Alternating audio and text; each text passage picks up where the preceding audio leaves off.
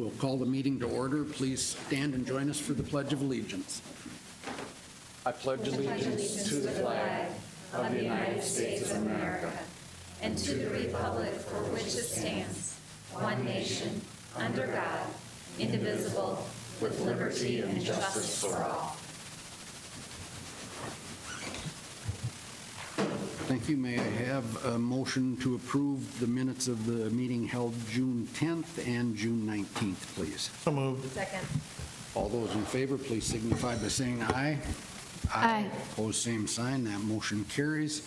No one has signed up wishing to address the board. That's the good news report. Oh, wait a minute. May I have a motion to approve the agenda, please? So moved. Second. All those in favor, please signify by saying aye. Aye. Opposed, same sign. Motion carries. And now it's the good news report. Deanne.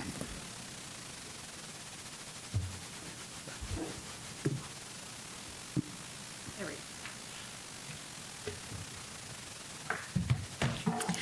Well, good evening. As you know, research shows quality preschool programming has a significant impact on getting our young students off to a great start on their educational journey.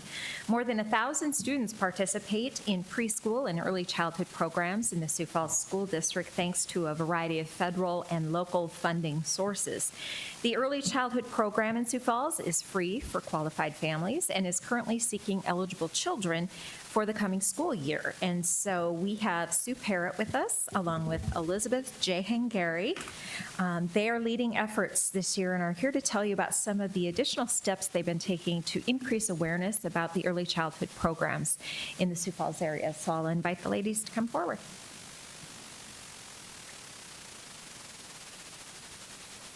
Thank you so much for this opportunity. Again, we just want to raise awareness to our wonderful program, and we are kicking off, well, a year-round actually. We are in our deepest recruiting efforts, but right now we are kicking it off, and we are so excited to discuss some of the wonderful ways that we have been trying to find our youngest learners. So we are trying something different this school year. We are having open houses. Typically what happens is the families call our screen and evaluation office and set up an appointment. And as we all know, if you have young children, sometimes you forget that you have an appointment. So we're just having a day where you just come. We're having 3 of these days, actually, in different time frames to try to hit families that either work in the evening or work in the morning hours. And we'll be highlighting several of our different schools that you can see on the board there, just to get some new people involved. We had an open house earlier, and we hit about 20 families that we had never had contact with before, so we were very excited about that. And then another possibility that we are looking into doing is putting a link on our website, just another access point for families to get in touch with somebody within our office or within our early childhood program. Again, they could be, we know families are busy and, all over the place with various types of things going on. So what we want to do is give them as many opportunities as they can to contact us, and then that will allow us the opportunity to reach back out to them and determine the level of need and where they are. What Deanne's trying to pull the form up. Pull the form up to show. So it's right on our website, and it outlines, if you're looking for more information, please click on this, and then just 3 simple questions: your name, your phone number, and then your child's age. And then we will contact them ASAP. Hopefully, the goal is to do it within like 48 hours to get right back to families. Right there it is. So it's just a link right here that they can get additional information on the early childhood page. And some advertisement and promotional things that we're very excited about. We purchased some yard signs like that you would see for sale for your home that advertise early childhood.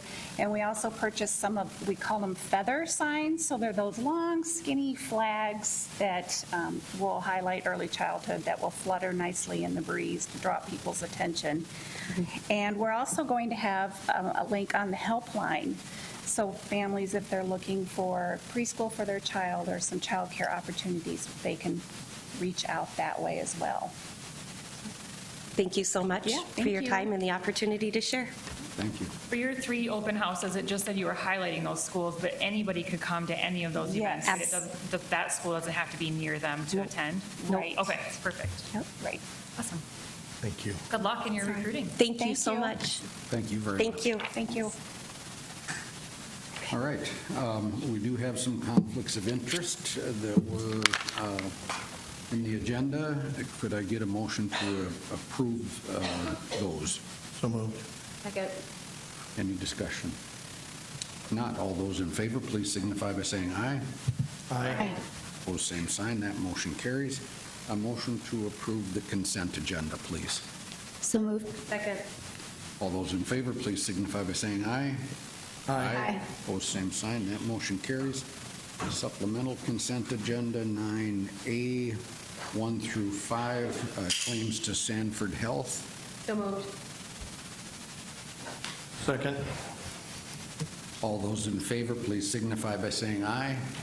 Aye. Opposed, same sign. That carries with 2 abstentions, Board Member Mickelson and Board Member Ryder. 9B, 1 and 2, claims to Vera. Could I get a motion to approve? So moved. Second. All those in favor, please signify by saying aye. Aye. Opposed, same sign. And that motion carries with 1 abstention, Board Member Parker. And we are on to the reports of the superintendent. Thank you, President Alberty. Our first report tonight will be a report of the Federal Consolidated Application Report, and that comes to us from Curriculum Services. Presenting that tonight is Ann Smith. Good evening. The Federal Consolidated Application is required by the South Dakota Department of Education so that the district reports what it is we will be doing with the funds that we get through the Every Student Succeeds Act. As you look at the programs that are covered under the Every Student Succeeds Act that we apply through the consolidated application for, we've got Title I for improving basic programs, Title II, which is primarily professional development, ensuring excellent teaching and learning, Title III, support for English language learners, and then Title IV, which is actually a new program under the Every Student Succeeds Act, which is called Student Support and Academic Enrichment. If you look at the overall trend of funding over the last 3 years, you'll see that funding is down slightly this year, about $400,000. This is primarily due to, it's calculated on the poverty level of the Sioux Falls area, which has actually been declining over the last 2 years. We would have seen more of a drop last year, except for the fact that there was a hold harmless for Title I, so it could only go so far down last year, and then we saw a little bit more of a drop this year, again, because of that drop in the poverty level overall in Sioux Falls. Other programs, such as Title IV, have come up a little bit as we've looked at allocating our funds and keeping things in alignment with the priorities in our strategic plan. We've looked at how can we leverage the funds in all of these different programs to achieve the goals of that strategic plan. Title I is the largest program, and it's intended to equalize out opportunities so that students who are in neighborhoods that have the lowest socioeconomic status aren't unfairly at a disadvantage. As you look at the Title I schools in our district, these are the 10 that will be receiving Title I funds. We've kept the same Title I schools, and again, we try to keep that as steady as possible because it's a lot easier to keep the programming impactful if you're doing it over a long period of time. So our Title I funds in those 10 schools will be going for these purposes: class size reduction, SIPs. You heard the report on SIPs. You know, that's a new program that we're seeing good results with. We're channeling some of the federal money in that direction, again, to achieve that more bang for our buck. We have shifted a little bit of the funding that was for preschool into SIPs reading intervention, as well as to help offset some of the decline. You'll see the whole variety of things. Typically, these are the same things we've been doing for several years. Computer science immersion. This will be the third year of the computer science immersion program. The Title I funds will pay for that program at Hayward and Lowell. We're actually going to use Title IIA at Annie Sullivan. Again, it's just how do you keep all of the programs working together. Title I Part C is specifically targeting migrant education, those students whose parents have moved to obtain work that's of a qualifying agricultural nature.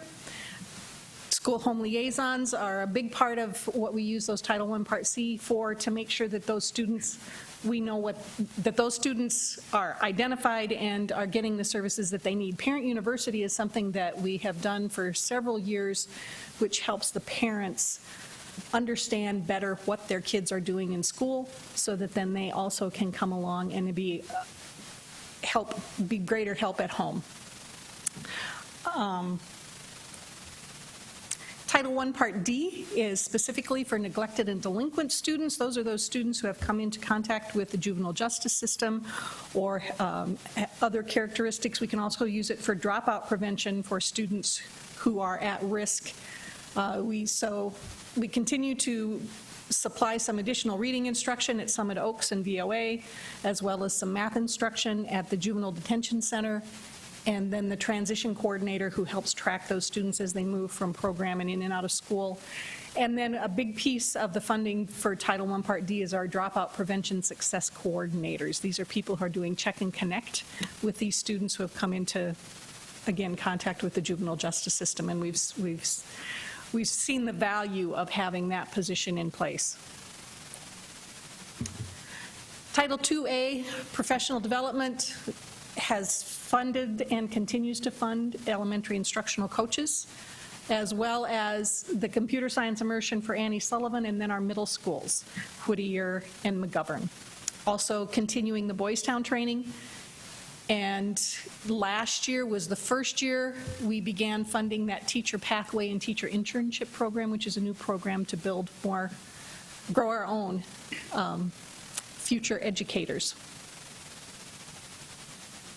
Title III for ELL, continuing on with education assistance at middle school and high school, and the ELL instructional coach, SIOP training. This is one of the programs that the funding has been declining. It's been a pretty steady downward trend. We continue the same projects, just trying to continue that emphasis for these students who are have some of the greatest needs in terms of educational progress. And then Title IV, which is new under the Every Student Succeeds Act, is transferable. There are three main categories. When I say transferable, we actually can take money from Title IV and put it into Title IIA or Title I. And we did move about $75,000 from Title IV over to Title IIA because we saw more need to maintain the programs there than in these three buckets. The three buckets that you can spend out of, and there are rules about how much percentage you can spend in each of these categories, but the categories are to ensure a well-rounded education. We're also paying for some of the SIPS program with the Title IV funds. And then also have applied to pay for summer school at the Elementary Immersion Center. Through some of the intricacies of how the funds can be allocated, we could no longer do that through Title I, make that work through Title I, so we've moved that into Title IV. And then for AP exam fees, 2 or 3 years ago, the state decreased the amount of funding that they were giving us to help those students who might have some need for the AP exam fees, so we've set aside some of these dollars to help pay for that. Continuing on with improving conditions for learning, we've got the new Eagle Vision program at McGovern Middle School that started last year. We used Title IV funds for that last year, and we'll continue using them again this year. The Joe Foss program counselor, and then middle school success coordinators, again, out of Title IV because the funding is available here. Then finally, enhance the use of technology. Continue with our Tableau system, which Doug and Nicole have done a nice job of putting together some views. This is a system that's helping us, instead of just looking at tables and tables of numbers, how do you visualize that information? How do you put it in a graphical way that makes it, and then how do you do some easy manipulation? So that's becoming more and more powerful as they get those views put together. Continuing on with the learning management system, last year was the first year. This will be our second year with the learning management system, initially to support professional development for teachers, but then we'll be moving into more use with students to personalize learning. And then the computer science immersion shows up here again. We'll use some of these technology funds to purchase some of the robotics that are the equipment that are used, that's used in that program. So that is a quick overview of how the $8.5 million will get spent. And I would just ask that the board would acknowledge the report on the consolidated application. Any questions for Ann on the report?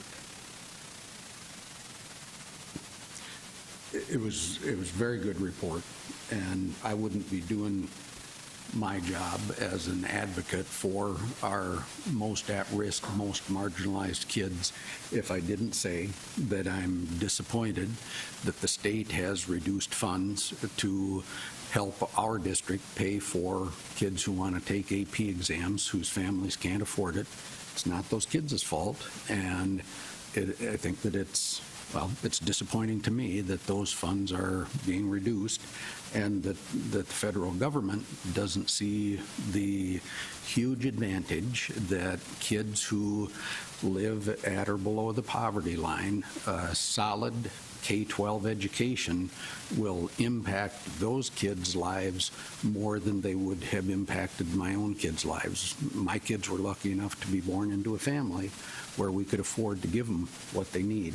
And it will continue to be a bone for me to pick that our country doesn't see the huge need. And this isn't your fault. It isn't our school district's fault.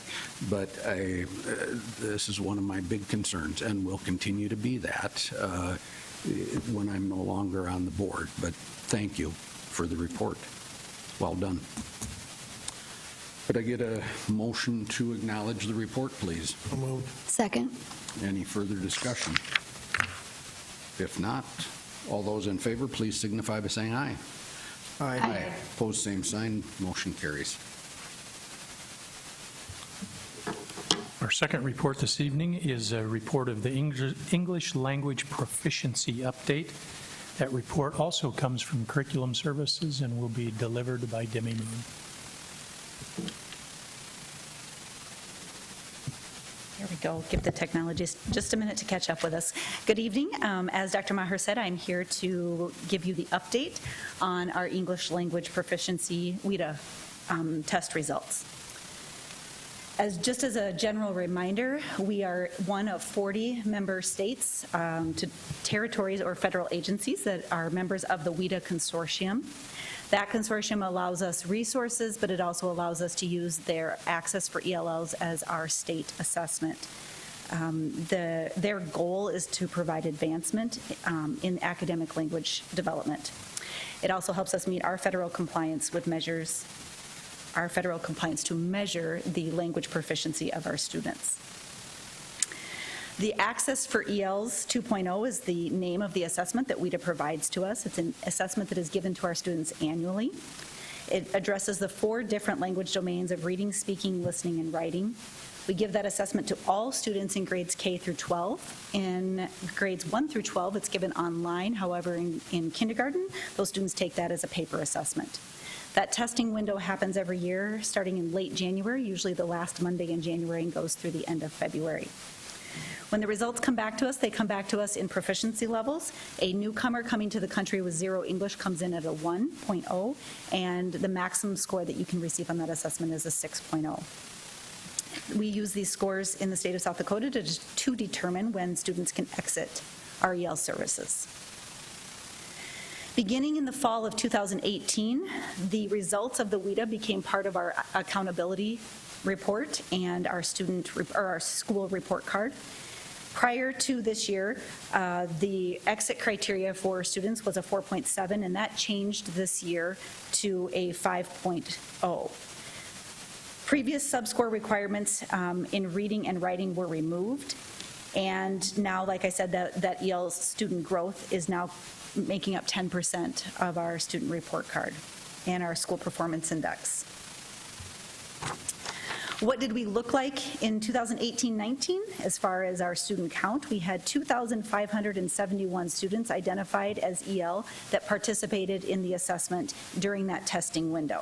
If anyone moved into the testing window, into our district during the testing window, they also participated in that assessment as well. We had 2,541 regular assessments given, and we had 30 alternate assessments given during that time.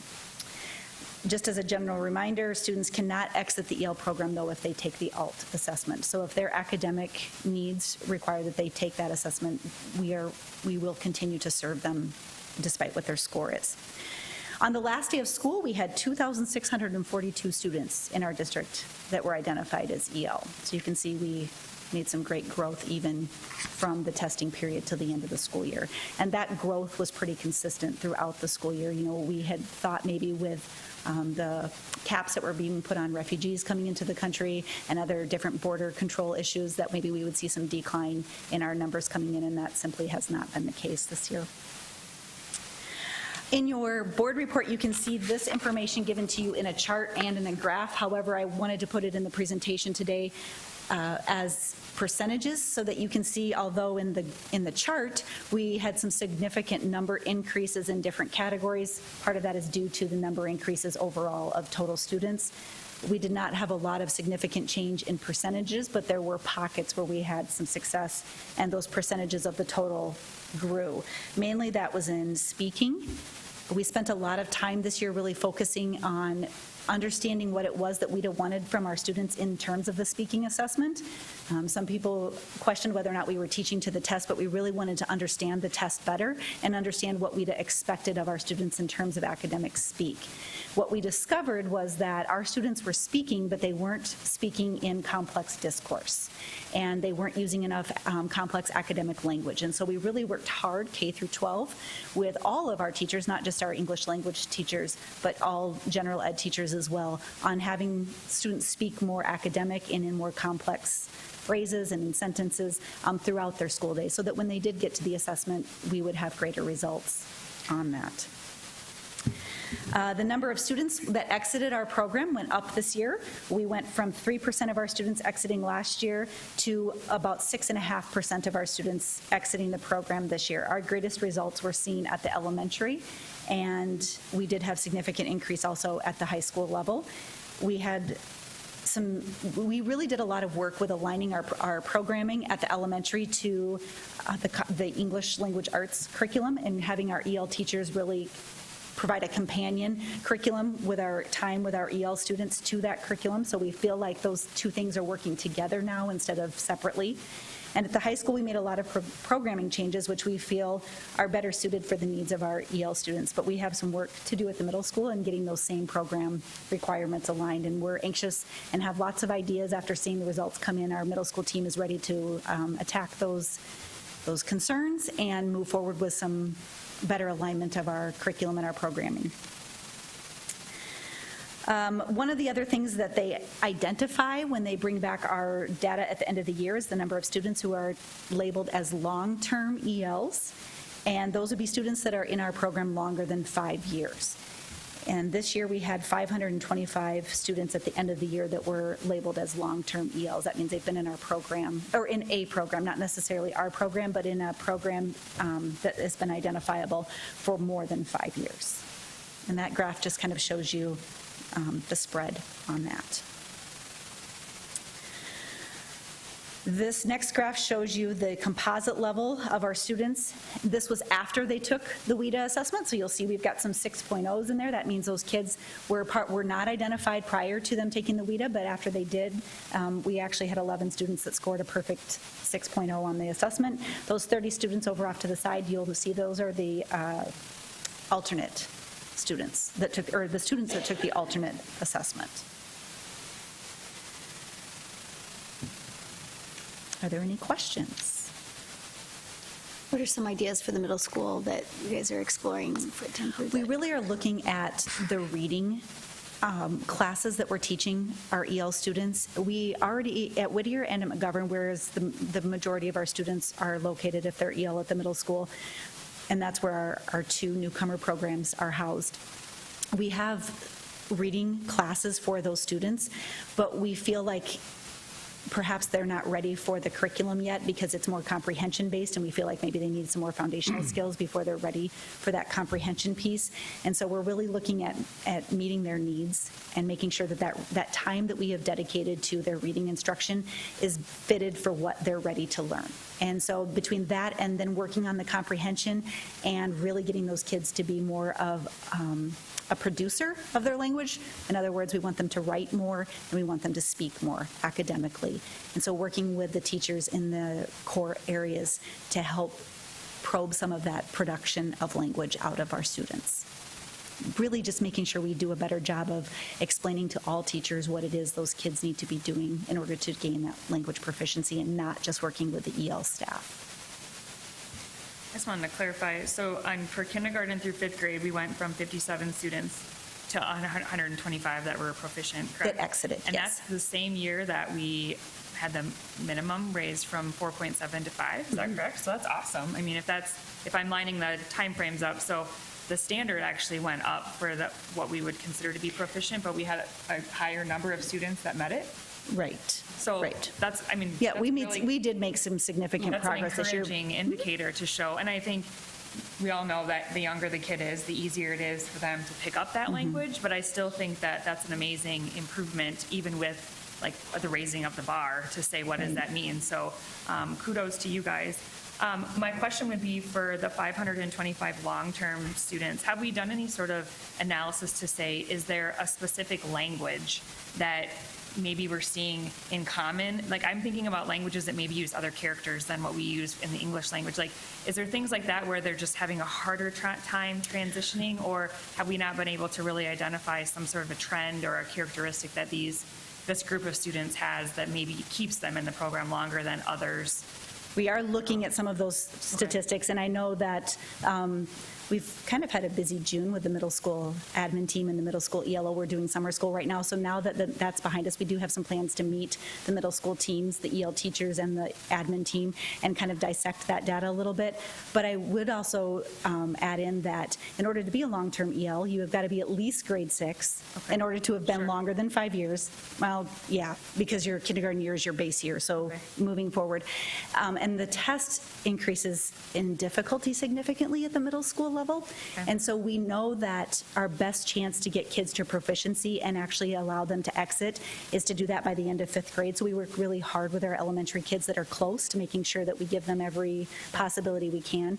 The curricular level of the content, the rigor level of the content jumps quite a bit from that tier from 5th grade, from the end of 5th grade to the 6th, 7th, and 8th grade assessments.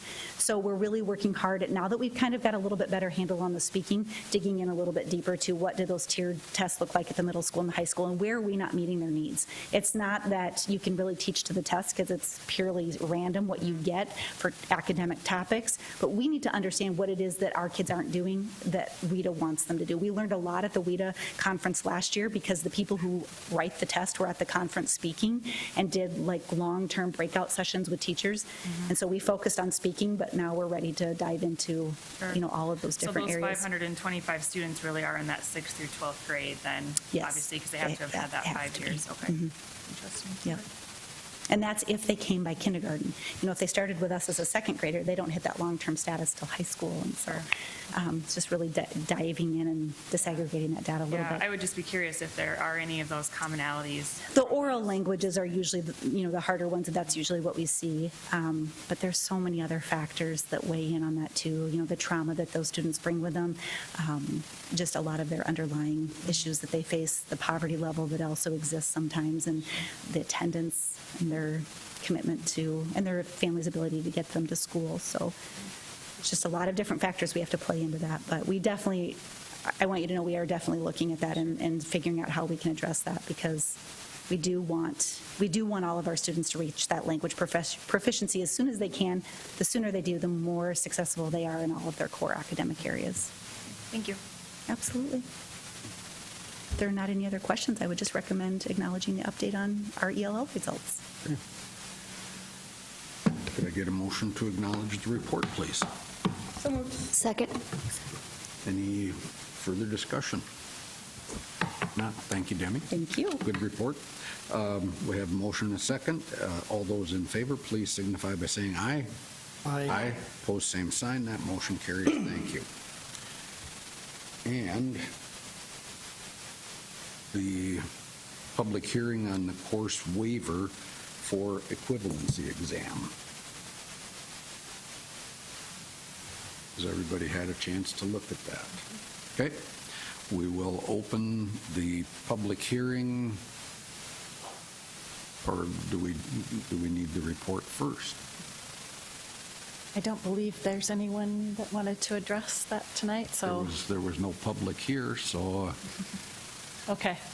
So, if it's all right with you, I will just give you a brief overview of the waivers for first. tonight. okay. So the first waiver is a course equivalency exam waiver for personal finance. This is a renewal of this waiver. So for a high school student who feels he or she is prepared well enough in the knowledge of personal finance, that child with parents' permission can apply to take the personal finance exam. And if that student scores 85% or higher, then the state would waive the seat time for that course, and the student could earn the credit for personal finance. And so this is we're asking to renew that 5-year waiver. Yep. And the second waiver is in regards to credit before 9th grade for biology, Spanish 1, and Spanish 2. Always in our district, we want to encourage students to enroll in classes that challenge them academically. And so for a limited number of students who have the academic ability to enroll in Spanish 1 or 2 or biology before grade 9, complete the courses and the district exams, those students would then be eligible if they choose to have those courses recorded as high school credit. And so we're asking for that waiver from the state as well. So I'll stand by for any questions and then ask that the board approve these waivers. Any questions? If not, could I get a motion to approve the waivers, please?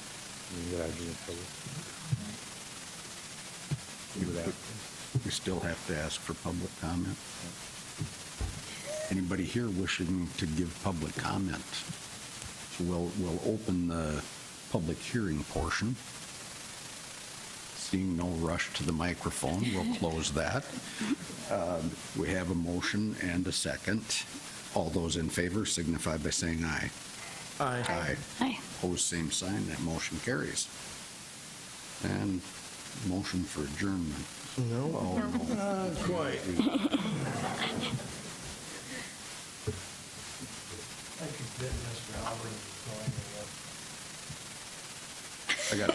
I got to stand up for this? You're the president. You're the president. You're the president. Okay.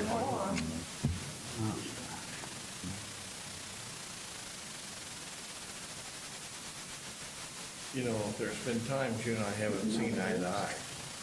But I know On the phone the other day, always, as I recall. you always have the kids, the staff, and the parents' heart in the right place. Your heart's been in the right place. You've been looking out for their interest. Or are you going to start with the ball? So, Mr. Alberti, whereas Kent S. Alberti has served the Sioux Falls School District 49-5 for the past 12 years since July 2007 as a valued board member, its vice president and president. And whereas Mr. Alberti has during these 12 months ably served as a board representative to the following committees: Budget Review Committee, PATH Committee, Southeast Technical Institute Council, Chambers Business and Education Networking Committee, District Insurance Committee, Sioux Falls Education Foundation, Safe and Secure Schools, Teacher of the Year Committee, Chamber of the Commerce, as well as contributing member of the city, county, schools, meetings, legislative liaison, and on the negotiating team for the board. And whereas Kent provided leadership and significant guidance to the district's long-range financial planning, the 5-year budget plan, and was very instrumental in passing the historic $190 million capital improvement bond while maintaining a high sense of fiscal responsibility and advocating strong, innovative academic programs. And whereas during its tenure on the school board, the school district moved forward with construction of Career and Technical Education Academy, George McGovern Middle School, R.F. Pettigrew Elementary School, Susan B. Anthony Elementary School, Sonia Sotomayor Elementary School, the new field house at Howard Wood, the new hub building on the campus of Southeast Tech, as well as beginning construction of Thomas Jefferson High School and the Ben Rifle Middle School, which we threw some dirt the other day. Yes, we did. And not on each other. Thank you. And whereas Mr. Alberti encouraged a commitment to understanding and valuing diversity, as well as the importance of providing multiple pathways for student success, while always advocating especially for children with special needs. And whereas Kent's commitment to excellence in education has enhanced opportunities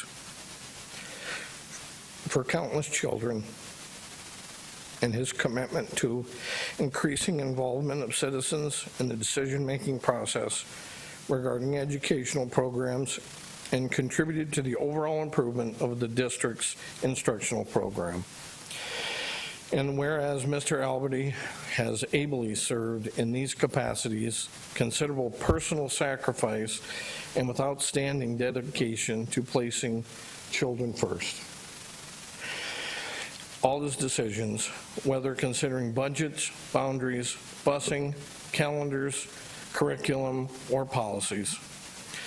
And whereas we, the school board, wish to express deep appreciation and thanks. It's almost there. To Ken Alberti on behalf of the members of the school board, the administration, and the entire school district.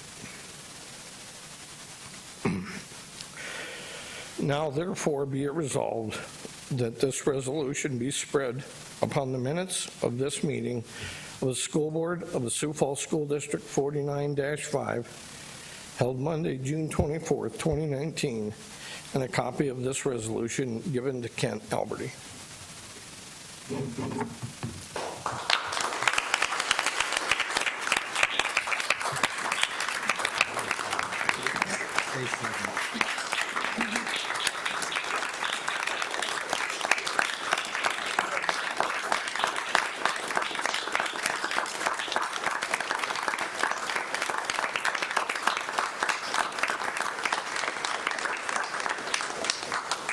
I second Todd's motion.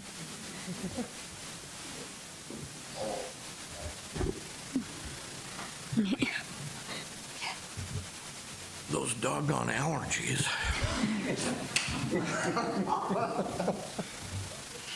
Okay, we have a motion and a second. All those in favor, please There signify. should be some discussion, maybe? Sorry. Point of order? Point of order, yes. Oh, discussion, okay.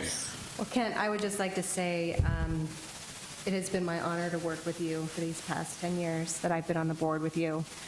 I've learned a lot from you and am a better board member for it. We think a lot on many issues, but when we disagree, we've respected each other's opinions. And I've learned from you that that's an okay thing. So for all of that, thank you very much. Thank you. I'm the newest member, and I just appreciate how much you've helped me grow as a board member and how much I've learned from you. And you've always been available to me if I had questions or needing help and guidance as being the newest board member. And I look forward to still reaching out to you with your knowledge even after you've left the board, because you have so much experience on the school board, and you've brought so much to the school board, and we hope to continue the tradition of excellence that you've maintained on the school board. So thank you, Ken. Kenton was the person who I think unofficially reached out to me to say, have you ever thought about being on the school board 6 years ago? And I remember meeting at your office and kind of asking you, picking your brain and asking you questions, and how do you even campaign? That's a totally foreign concept to me, and I've never regretted that conversation, so thank you very much. I think we've had many good conversations along the way, and I've learned many things from you, both things to do and not to do. So I appreciate those things as well, but I appreciate your mentorship over the last 6 years and for encouraging me to take the step and join the board. And it's been a very rewarding and fun experience of learning from you. And I agree with Cynthia. I'm sure you will hear from all of us again. Hey, remember that one thing? Yeah. Can you give us a little historical perspective on that? So thank you for your help so far, and thank you for continuing to be available to us. Okay. Thank you. You started. I can't look at you. Other than my family, some of whom are here, this will be the most important work that I've gotten to participate in. My wife, Luann, has given up a lot of time spent with me. I don't know whether that's good or bad for her, but I made a commitment when I did this 12 years ago. In 12 years, I've missed 2 school board meetings is all, and both of those were missed because of other school board related meetings that I needed to attend. And I'm not necessarily going to look forward to having every other Monday night free, but that will free up my schedule. Please continue to take care of our most marginalized students and our kids in special ed. That's the only thing that I will ask. And thank you. All right, we have motion and second. All those in favor, please signify by saying aye. Aye. Those opposed, that carries 4-1 with 1 abstention. Myself. Any other business to come before the board? I do have just one other quick thing. We have 2 of our school board employees, or school district employees, pardon me, who will be leaving at the end of this week, Michael Christofferson and Kate Bartell Nowak. And I just want to say one more time how much I've appreciated what both of them have brought to this school district. We have benefited in ways that most of us don't know, thanks to the hard work of both of these individuals, and good luck in future. So thank you. Any other business to come before the board? If not, could I get a motion to adjourn? Move to adjourn. We are adjourned. Thank you.